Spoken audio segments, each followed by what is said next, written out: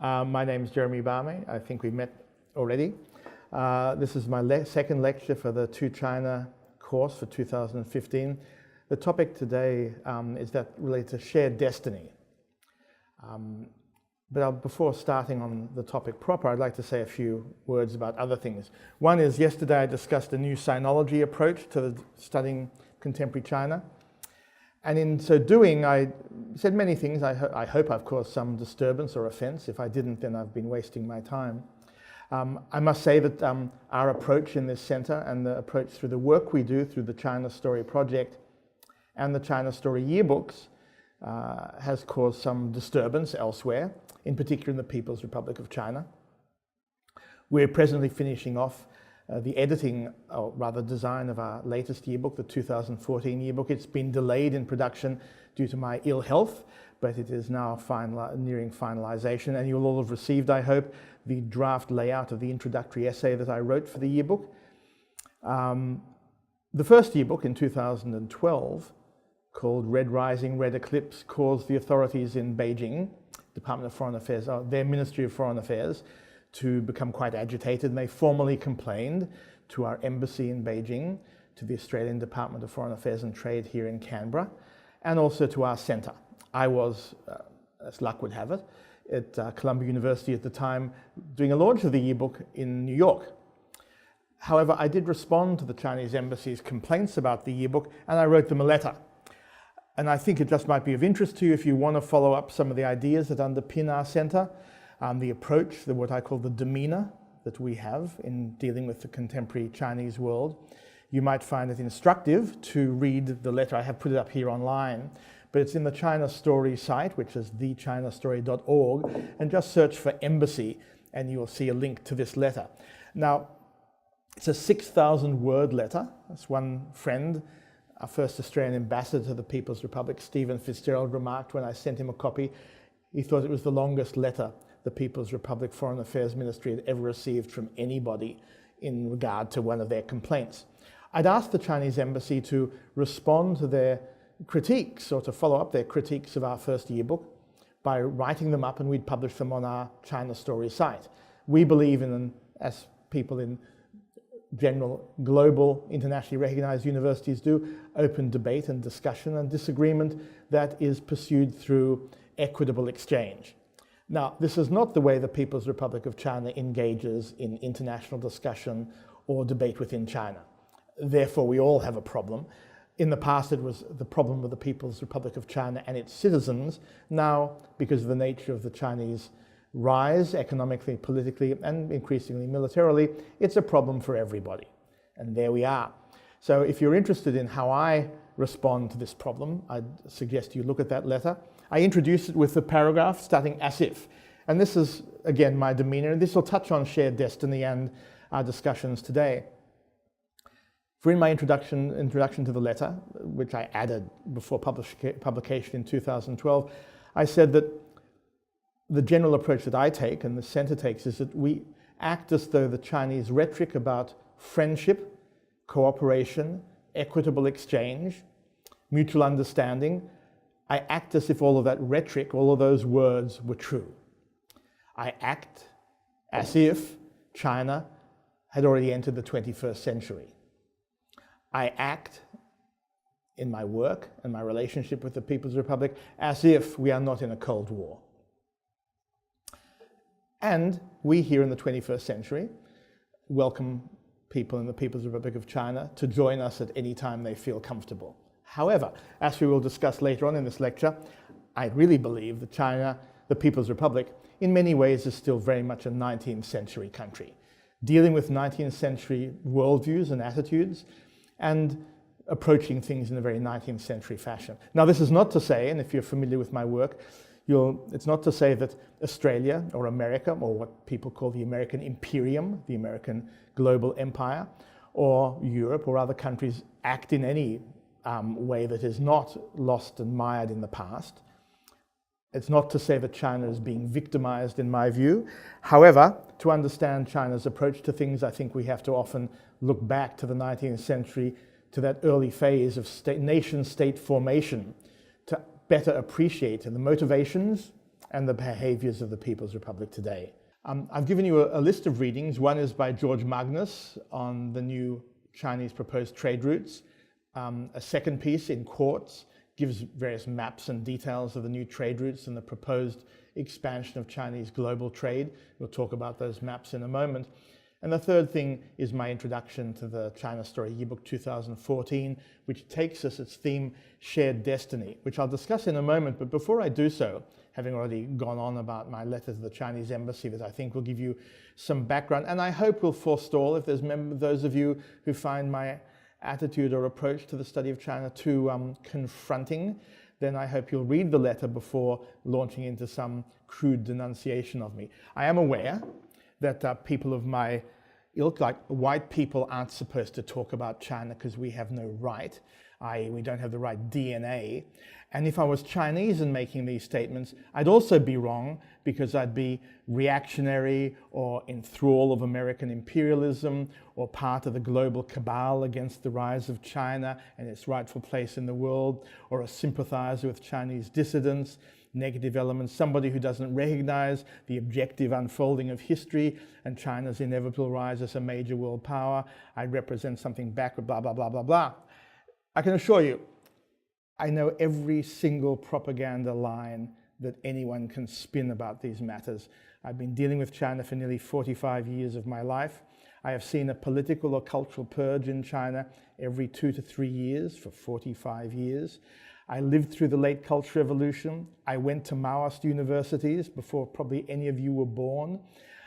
When Chairman Mao was alive, and it wasn't some cute little joke or some little game that you all pick up because it's fun and, oh, I'll wear a red badge or read a bit of Mao or quote a bit of China Can Say No to Whitey because we Chinese are superior. I've seen it all.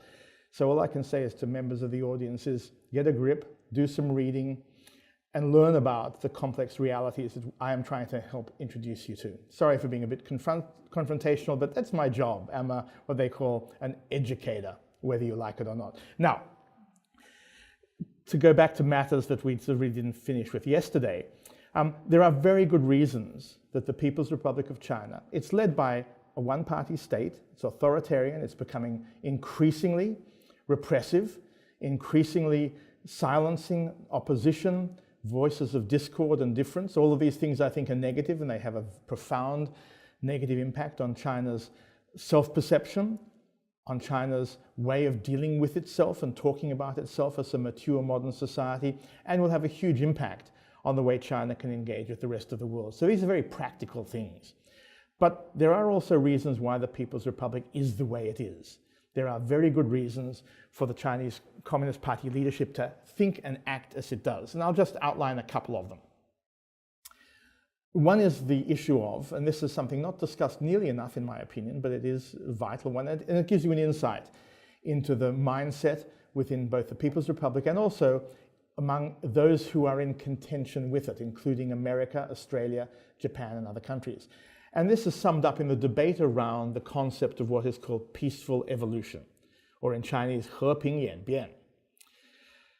Now, I won't go into the great long background about peaceful evolution and all of its facets, but it's put simply, this was approach.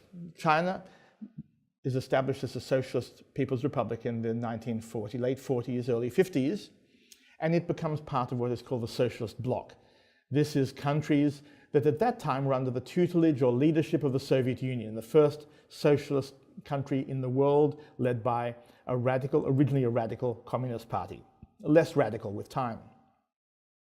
It's a one-party state that was aimed at enacting the laws of history by dragging the vast majority of people into the modern world and creating a more equitable, open and democratic society on the basis of prosperity. This is the aim of socialism and the realization eventually of a fairly utopic version of communism, the realization of a better society for humanity. This is one of the great ideologies of the 20th century. The socialist bloc consisted of countries in Eastern Europe, gradually Southeast Asia, the People's Republic, and then half of Korea, as you well know. 和平演变, or peaceful evolution, was a policy formulated on the basis of American discussions in the 1940s and 50s about how do we, as a modern, democratic, powerful, global power that represents market liberal democracy, how do we deal with this socialist world in the long run? There is, of course, military confrontation. There is various ways of countering their policies, but we can also hope that over the long run, we will encourage in these countries, through trade, through cultural contact, through the media, through contact with their more enlightened members in their society, through exchanges with them, we will encourage a form of what they call peaceful evolution. That is a gradual transformation of these one-party states into something that was a bit more liberal, a bit more open, a bit more international.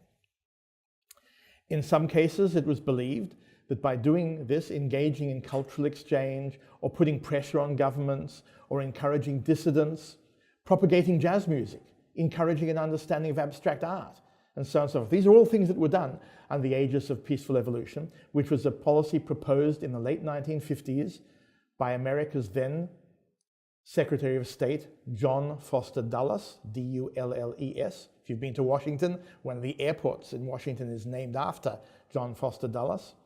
A right-wing Christian capitalist, incredibly wealthy, competent, smart character.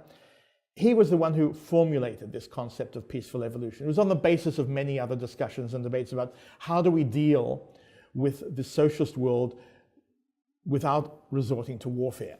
So the policy to engage and undermine socialist countries through culture, through economics, through appeals to the individual, through art, through ideas, through diplomacy, through exchanges, was one that was launched in the 1950s. It immediately led to people in the Soviet Union saying this is a part of a Western plot to keep us down, to undermine socialism, to corrupt our rise on the world stage. In China, Chairman Mao, in 1959, called emergency meetings to discuss John Foster Dulles' concept of 和平演变, peaceful evolution. And I would say from 59 to now, in many regards, China has been at constant warfare with the Western concept, the American-based concept of peaceful evolution.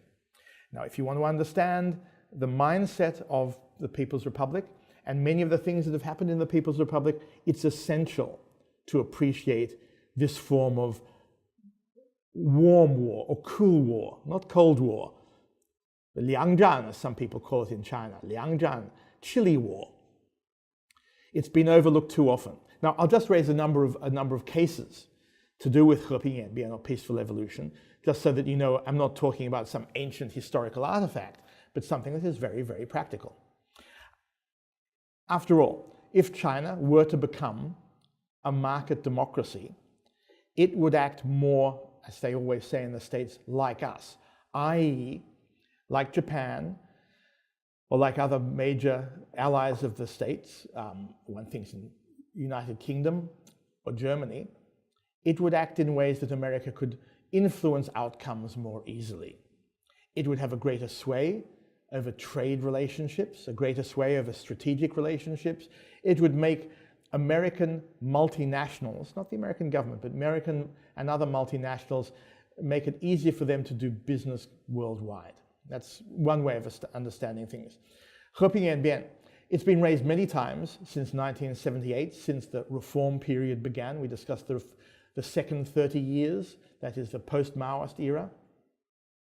I could go back and analyze the whole Maoist era in terms of Mao's constant obsession with peaceful evolution and also Soviet revisionism, but we don't have time for that. But since 1978, there have been a number of major political and cultural purges that have changed the face of China that relate directly to the purge and attack on peaceful evolution. I'll just raise a couple of them. 1979, the arrest of Wei Jingsheng, who called for the fifth modernization in China, democratization. That was part of what Deng Xiaoping would call a struggle against bourgeois liberalization. And bourgeois liberalization is a key term meaning turning China into a bourgeois-like liberal market democracy like that of the United States or other countries, i.e. representing a form of peaceful evolution. 1986-87, there was a major uprising of students against the Chinese government over media freedom. and other political masses, protests in favor of political reform. It was crushed. It was part of an attempt, the Chinese said, for bourgeois liberals in the Chinese government, like Hu Yaobang, the then party secretary, who's too liberal, wanting to see China transform into a more politically moderate and open society, part of the struggle against peaceful evolution. 1989, a mass rebellion of people in China's cities, some 20 Chinese cities. People rebelled against the government for a range of things. The first reason was corruption, now easily forgotten. I might talk about that a bit later. Other reasons related to the death of Hu Yaobang. Other people were using the protests to complain about the government, demand media freedom, to demand democratic change, and so on and so forth. Inchoate, ill-expressed, vague ideas, just a general sense that the country was heading in the economically incorrect direction, that people didn't have enough say in the politics of the time, and that people had been given false hope that democratic or moderate political reform would further enable China to become a modern and powerful country. After June the 4th, that is the Beijing massacre, when untold numbers of people died in Peking, following the repression of June the 4th, Deng Xiaoping, in his first speech in the party headquarters in the center of Peking, declared that the struggle that the party had engaged in with the rebellious students and citizens, who, he said, were partly manipulated by American agents and a global cabal of people wanting to corrupt and overcome the Communist Party. It was part of China's long-term struggle against, you got it, peaceful evolution. Again, most people ignored Deng Xiaoping's statements. Most people regarded Deng as making up excuses for repressing the students. Most of the interpretations of 1989 in the mainstream media are less than helpful in understanding a Chinese reality. Since then, 和平演变, peaceful evolution, has been frequently mentioned by the Chinese media and by Chinese propagandists. It's written into the basic propaganda materials of the People's Republic. It is a basic underlying theme of Xi Jinping's policies in dealing with, right now, 2 weeks ago, they just closed off discussion of a major new law on NGOs and civil society. They've been discussing new internet laws and national security and internet security, new laws to do new forms of party control over the legal system, and so on and so forth. All of it is underpinned by a basic belief that China must counter the negative corrupting influences of peaceful evolution and attempts to turn China into a kind of mass liberal democracy that would lead to chaos, massive, even greater corruption, social disquiet, class warfare, and eventual social collapse.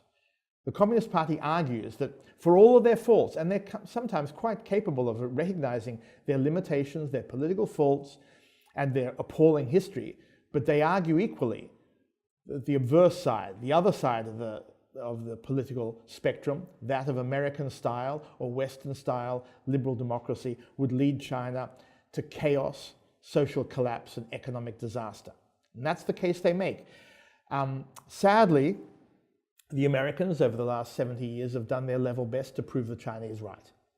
And therefore we all have a huge problem.